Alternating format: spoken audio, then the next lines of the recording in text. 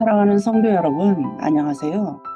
앤드류 머레이의 그리스도의 기도학교라는 책으로 오늘도 함께 은혜를 나누고자 합니다. 오늘 제목은 제4권 15장 임박한 부흥입니다. 주께서 우리를 다시 살리사 주의 백성이 주를 기뻐하도록 하지 아니하시겠나이까. 시편 85편 6절. 여호와여, 주는 주의 일을 수년 내에 부흥하게 하옵소서. 하박국 3장 2절.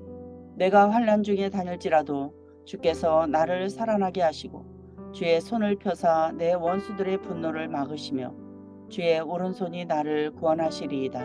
시편 138편 7절. 내가 높고 거룩한 곳에 있으며 또한 통회하고 마음이 겸손한 자와 함께 있나니 이는 겸손한 자의 영을 소생시키며 통회하는 자의 마음을 소생시키려 함이라. 이사야 57장 15절. 오라, 우리가 여호와께로 돌아가자. 여호와께서 우리를 찢으셨으나 도로 낫게 하실 것이요 우리를 살리시리라. 호세아 6장 1절로 2절 말씀. 우리는 임박한 부흥이라는 단어를 자주 듣습니다. 다가오는 부흥의 표적을 보고 그것이 곧 나타날 것이라고 확신에 차서 예고하는 사람들이 많습니다. 선교에 대한 관심의 증가에서 기독교의 문을 열고 있는 이교 지역에서의 부흥의 물결에서 수많은 우리의 젊은이에게서 이미 보장된 승리에서 믿음과 소망의 일꾼들이 가는 어디에서나 이 사람들은 이제까지 우리가 알지 못했던 능력과 축복의 시기가 올 것을 확신합니다. 그들은 교회가 영성이 증가하는 새 시대에 돌입하리라는 말을 듣습니다. 반면에 이런 사실들을 일부 인정하면서도 그 사실에서 도출해낸 결론이 일방적이고 미숙하다고 생각하는 사람들이 있습니다. 이들은 선교에 대한 관심이 증가한 것을 보는 동시에 그 관심이 아주 작은 집단에 한정되어 있음을 지적합니다. 그리고 그것이 얼마나 균형을 잃은 것인지를 지적합니다. 대부분의 교회와 교회 구성원은 이것을 결코 문제로 여기지 않습니다. 문제를 지적하는 이들은 또 속된 마음과 인습의 힘을 우리에게 상기시킵니다. 돈 벌기와 오락을 좋아하는 정신이 그리스도인이라고 고백하는 사람들 사이에서도 증가하고 있는데 이것은 너무도 많은 교회 안에 영성이 부족해지는 현실과 대조를 이루고 있습니다. 주일과 말씀을 멀리하는 사람이 계속해서 늘어난다는 사실은 대부흥이 확실히 시작되지 않았으며 대부분의 사람이 부흥에 대해 거의 생각하지 않는다는 증거라고 그들은 단언합니다. 또 모든 참된 부흥의 전조로 나타나는 하나님께 굴복함, 강한 소망, 뜨거운 기도가 보이지 않는다고 말합니다.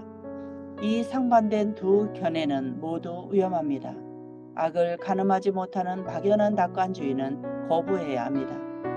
그리고 하나님께서 이루신 일을 찬양하지도 하나님께서 이루실 일을 신뢰하지도 않는 비관주의를 모두 거부해야 합니다. 낙관주의는 열성과 부지런함과 명백한 성공을 기뻐하는 사이에 실제로는 그 낙관적인 상황을 잃어버리고 맙니다. 낙관주의는 열심히 기도하고 고백할 필요를 깨닫지 못하게 하여서 어둠의 군대를 만나 물리칠 준비를 할 수 없게 합니다. 비관주의는 사실상 세상을 사탄에게 넘겨주고 상황이 악화되기를 기도하고 즐거워하는 것과 다름없습니다.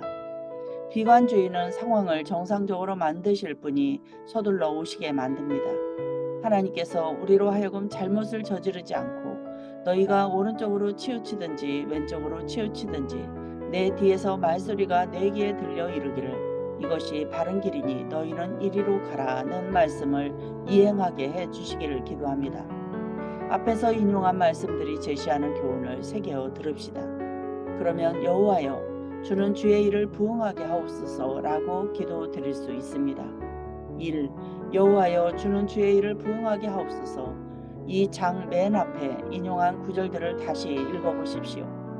그 구절들에는 부응이 하나님의 일이라는 견해가 들어있습니다. 부응은 하나님만이 주실 수 있는 것이며 위로부터 오는 것입니다.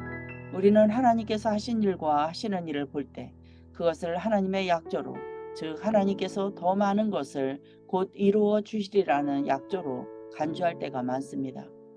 그러나 우리의 믿음이나 희생으로 인해 하나님께서 우리에게 축복을 주실 수는 있으나 우리가 하나님을 방해하는 것이 무엇인지 깨닫고 그것을 고백하기 전에는 하나님으로서도 그 이상을 우리에게 주실 수 없습니다. 우리는 주위에서 생명과 선함의 표적들을 보고 있을지 모릅니다. 창조된 모든 유기체와 그 작용을 축하하고 있을지 모릅니다. 하나님의 강하고 직접적인 간섭의 필요성을 적절히 느끼지 못하며 하나님께 전적으로 의존하는 마음도 길러지지 않습니다. 우리는 중생, 하나님의 생명을 받는 것을 하나님의 행위로, 하나님의 능력이 만들어낸 기적으로 인정합니다. 한 영혼이나 교회가 하나님의 생명을 회복하고 소생하는 것은 초자연적인 일입니다. 하늘의 표적을 이해할 수 있는 영적 분별력을 지니고 그리하여 임박한 부흥을 예고하기 위해서는 하나님의 마음과 뜻 안에서 깊이 들어갈 필요가 있습니다. 우리에게는 그 부흥의 조건을 하나님께서 알려주실 필요가 있습니다. 부흥을 위해 기도하거나 부흥을 가져오는 데 쓰일 사람을 하나님께서 준비시키실 필요가 있습니다. 주 여호와께서는 자기의 비밀을 그 종 선지자들에게 보이지 아니하시고는 결코 행하심이 없으시리라. 부흥을 주시는 분은 하나님이십니다.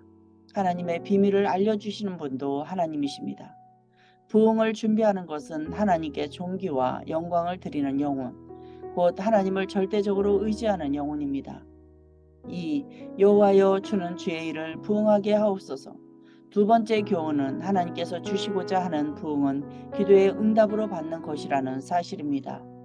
그것은 하나님께서 직접 요구하시고 주신 것이어야 합니다. 부응의 역사를 아는 사람들은 이것이 어떻게 증명되어 왔는지를 기억할 것입니다. 국제적인 부흥과 지역적인 부흥 모두 특별한 기도와 연결되어 있었습니다. 우리 시대의 수많은 교회와 선교지에서 일어나는 특정 부흥이나 지속적인 부흥들 역시 체계적이고 믿음이 강한 기도와 연결되어 있습니다. 임박한 부흥은 오고야 말 것입니다. 신자들에게 은밀하고 마음을 합한 기도를 촉구하고 애써 기도하라고 권하는 비범한 기도의 영은 축복이 홍수처럼 밀려오고 있음을 보여주는 가장 확실한 표적 가운데 하나일 것입니다. 영성이 부족한, 곧 하나님의 생명이 부족한 사람들로 하여금 들려오는 소망에 귀 기울이게 하십시오. 부흥이 있으려면, 다시 말해 강하고 거룩한 부흥이 있으려면 기도와 믿음에 전념하는 것이 필요합니다. 어떤 신자가 자신은 너무 약해서 도움을 줄 수 없다고 생각하거나 자기가 없는 것을 아무도 아쉬워하지 않을 것이라고 생각하지 않게 하십시오.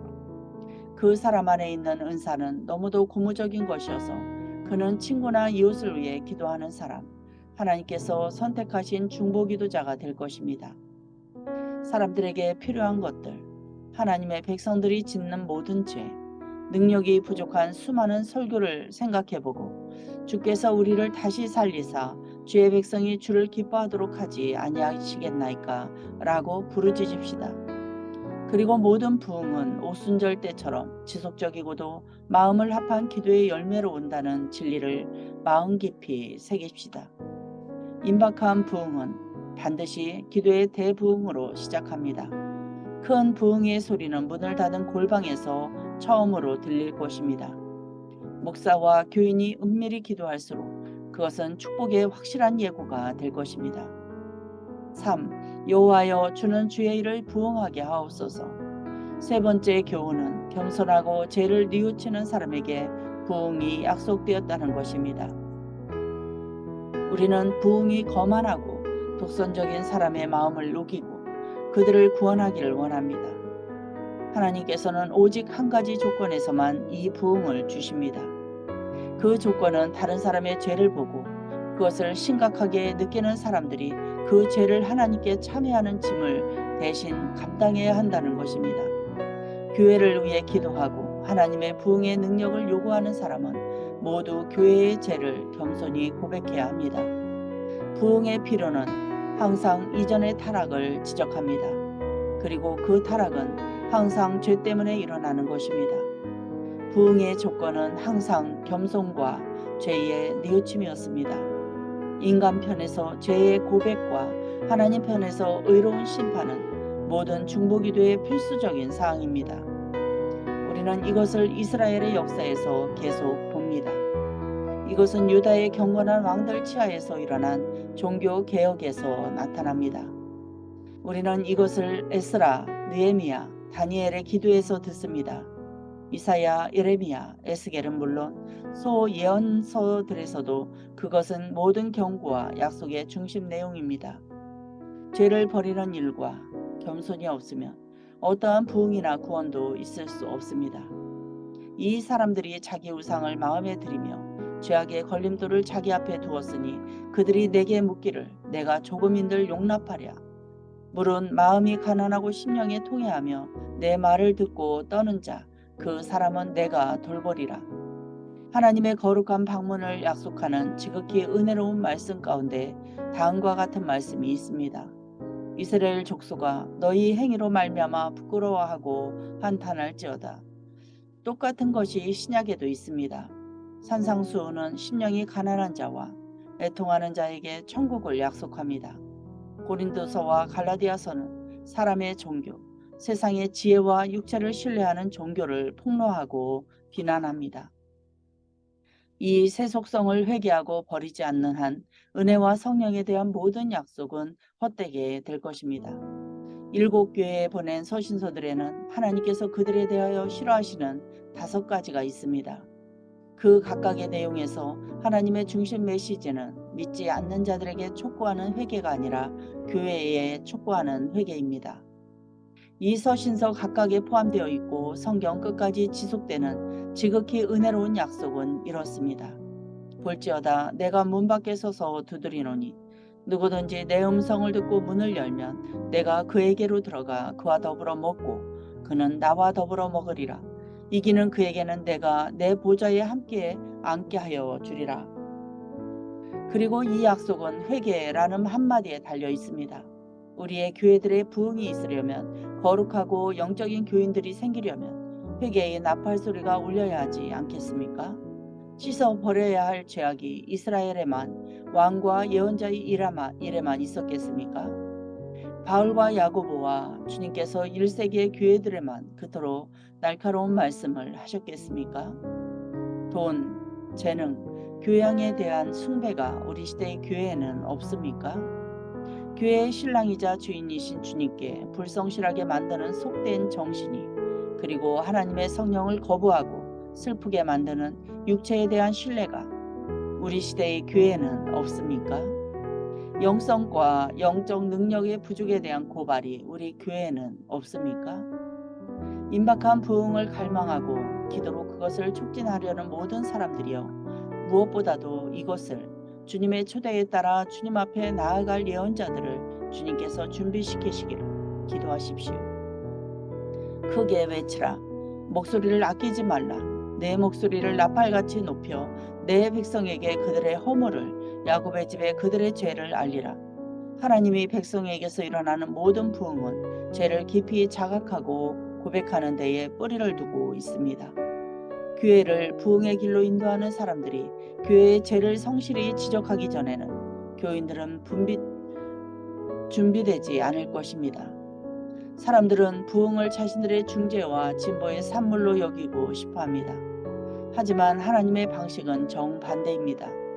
하나님께서는 죄의 벌로 인정하고 철저히 무력한 것으로 고백되는 죽음으로부터 우리를 소생시키십니다.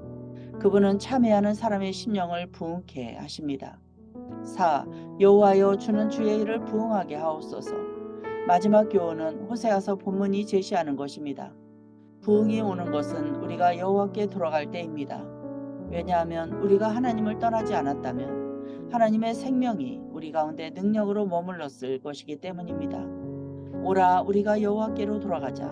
여호와께서 우리를 찢으셨으나 도로 낫게 하실 것이요 우리를 치셨으나 싸매어 주실 것임이라. 여호와께서 우리를 살리시리니 우리가 그의 앞에서 살리라. 앞에서 말한 바와 같이 하나님을 떠난 것에 대한 자각이나 참회가 없으면 하나님께 돌아가는 일은 일어날 수 없습니다. 여호와께로 돌아가자가 부흥의 핵심 주장이 되어야 합니다. 여호와께로 돌아갑시다. 그리고 여호와의 마음과 영에 완전히 부합되지 않는 것이 교회에 있었다면 그 사실을 인정하고 그것이 무엇이든 버리도록 합시다. 여호와께로 돌아가서 우리의 믿음 속에 자리 잡은 하나님의 두 큰 대적, 육체에 대한 신뢰와 세상 정신을 던져버립시다. 여호와께로 돌아가서 성부께서 우리에게 끊임없이 성령을 채워주셔야 하며 성자의 나라를 위해 우리를 써주셔야 한다는 것을 알립시다. 하나님을 의지하고 하나님께 헌신하겠다는 마음으로 그분께 돌아갑시다. 아버지께서 우리를 온전히 아버지의 것으로 만드시고 우리가 계속해서 아버지의 것이 되기 위해 전심으로 아버지께 돌아갑시다. 아버지께서 우리를 소생시키실 것이며 우리는 아버지의 눈앞에서 살 것입니다. 그리스도께서 제자들을 오순절에 하나님께로 인도하셨듯이 우리도 오순절에 하나님을 향해 갑시다. 그러면 오순절에 하나님께서도 우리를 향하실 것입니다. 이렇게 하나님께로 돌아가는 데에는 중보기도라는 위대한 사역이 필요합니다. 임박한 부흥은 바로 여기에서 그 힘을 얻어야 합니다. 각자 하나님께 간구하고 우리에게서나 다른 사람들에게서나 죄나 하나님을 방해하는 것이 보이거든 그것을 하나님께 고백하기 시작합시다. 다른 죄가 없을지라도 기도가 부족하다면 그것은 회개하고 고백하고 하나님께로 돌아갈 충분한 이유가 됩니다.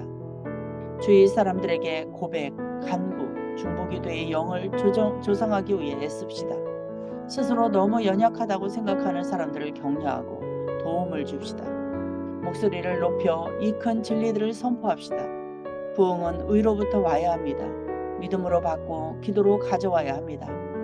부흥은 겸손하고 죄를 뉘우치는 사람에게 오며 다른 사람에게 부흥을 전해주는 것도 그들에게 달려 있습니다.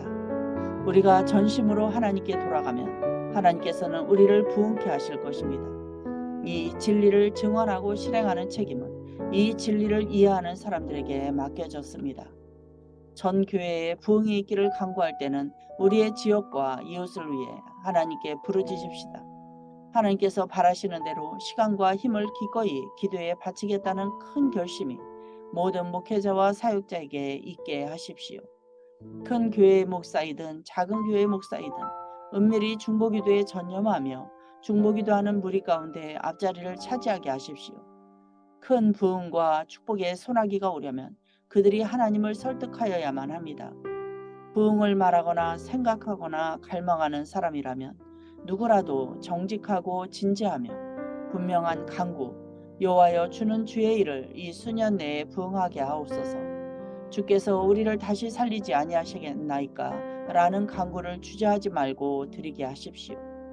이제 주께로 돌아갑시다. 주께서 우리를 살리실 것입니다. 주님을 알도록 합시다. 주님을 알기 위해 주님을 따릅시다.